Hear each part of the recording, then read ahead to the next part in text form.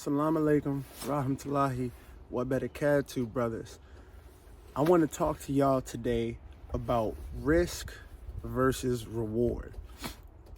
What I mean by that, right, is that you got to weigh it out. We got to weigh it out. There's always going to be a constant equation at play with any decision that we make in life, right? For example, let's use finances because that's the easiest one to relate to.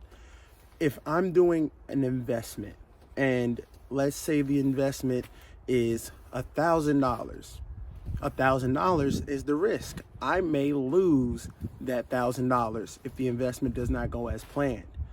But let's say the reward was only $1,500. So you're risking $1,000 with the potential reward of $1,500.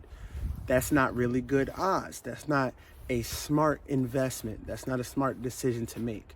However, if I tell you that you can risk $1,000 and you would get $1 million, almost anybody with the ability to make that investment is going to take that risk because the reward is exponential, right?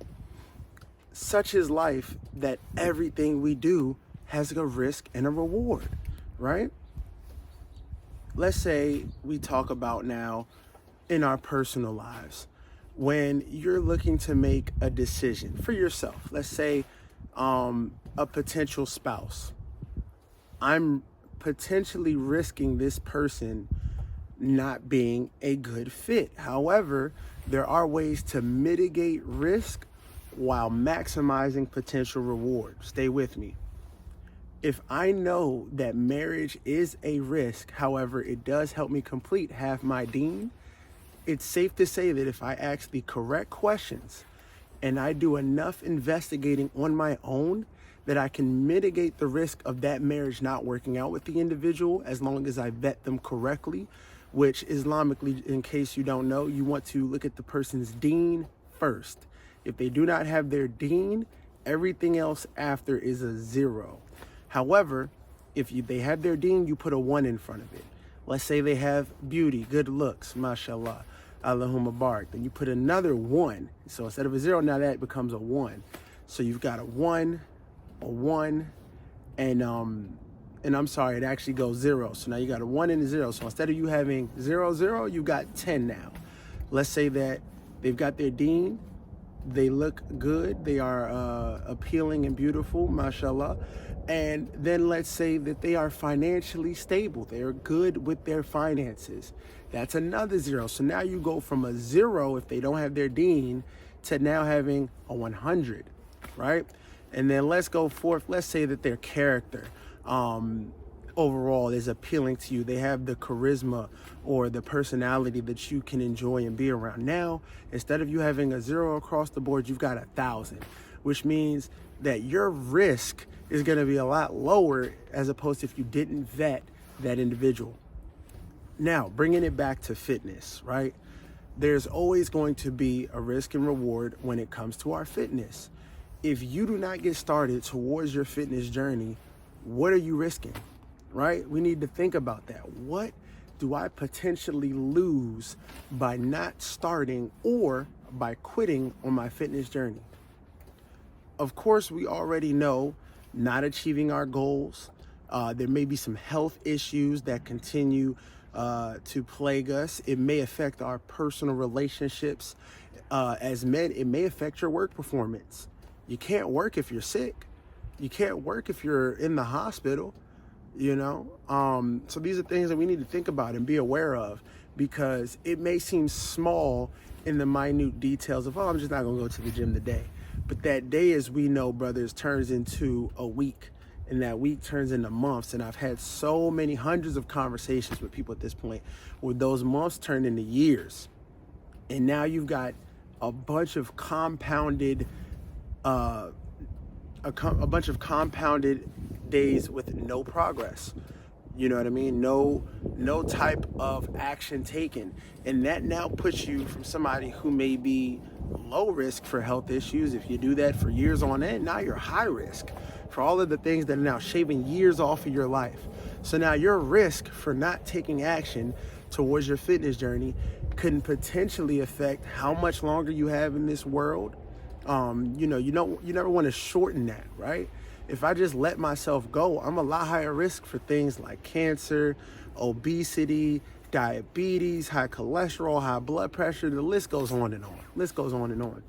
And all of these things make your life harder. Who wants to make their life harder? Come on now. We've got enough going on in our day-to-day, right? Me being out here in the snow, if I wasn't properly prepared, I'd be risking frostbite, right? Getting sick. However, I made sure I threw a hoodie on, hat, coat, boots, gloves. So I lowered the risk of me getting frostbite and getting sick. So there's ways to mitigate these risks. And I know that a lot of people, they have this thought process where the gym is scary because they don't know what to do. And you're absolutely right. If you don't know what to do in the gym, it can be a scary place because you're risking injury. You're risking wasting your time, which are two very big things that you never want to do. You never want to waste your time for sure because you can never get it back. And you never want to risk an injury because that's just going to set you back even further and possibly discourage you from trying again in the future. So when we look at that, I'm like, okay, but what is the reward? If I get into the gym, I can get the body that I want. I can have improved confidence. I can positively impact those around me with my story, motivational purposes. You know what I mean? You never know what your story can do for somebody else. You just never know. But also it can improve your relationship with your spouse, being able to satisfy your spouse and be appealing to your spouse. If you're out of shape and you're fat and sloppy, no offense to anybody who's obese, but if you are not visually appealing to yourself, what makes you think your spouse wants to see that? What makes you think your spouse wants to see that? If you have kids, your kids are going to see an embodiment of a man who is not taking care of himself. We want to be the best example to our families. We want to show our families what it looks like to be an upstanding man, to take care of yourself. So let's make sure we're doing these things, right? Then let's even look further. If you were to lose weight, how does that affect your career? It is scientifically, and I shouldn't even say scientifically, studies have shown that you're more likely to listen to a person who's in shape than a person who's out of shape. If your boss is 6 foot, 400 pounds, and they're barking around orders at you and they're just sitting at their desk, sloppy, not doing anything, you're going to begin to loathe them because you're like, yo, this guy doesn't even take care of himself. He's not taking care of me. However, if your boss is 6 foot, 200 pounds, and ripped, you're going to have more confidence in that man to lead you. It's psychological. It kind of works on the subconscious level. You're more likely to respect whatever that man says and to feel like he knows what he's talking about.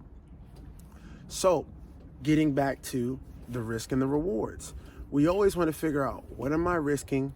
What is my potential reward? When it comes to your fitness journey, the risk is exponentially outweighed by the reward. You're looking at a drastically different life.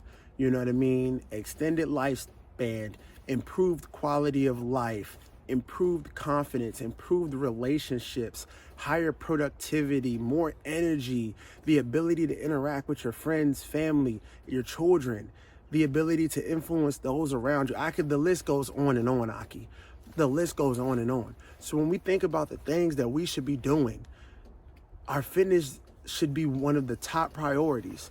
Whether you're just getting up and walking or going for a run, or whether you're hitting the weights, I personally recommend doing a little bit of both. You know what I mean? Get active, get out there, and be that shining example to your family. If you feel like the risk of getting injured or the risk of not knowing what to do, sorry, the fan turned on, so I had to switch positions. But if you feel like you are stuck or you don't know where to start and the risk is too high for you to try to go to get started on your fitness journey on your own, shoot me a DM. Let's talk about it. Follow me on Instagram or drop a comment. However you want to, let's get in contact, brother. Because what I want to do is give you a roadmap to success.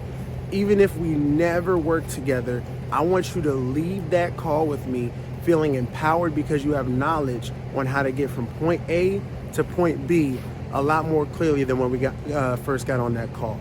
That's all I've got for you all today. Assalamu alaikum, rahmatullahi wa barakatuh.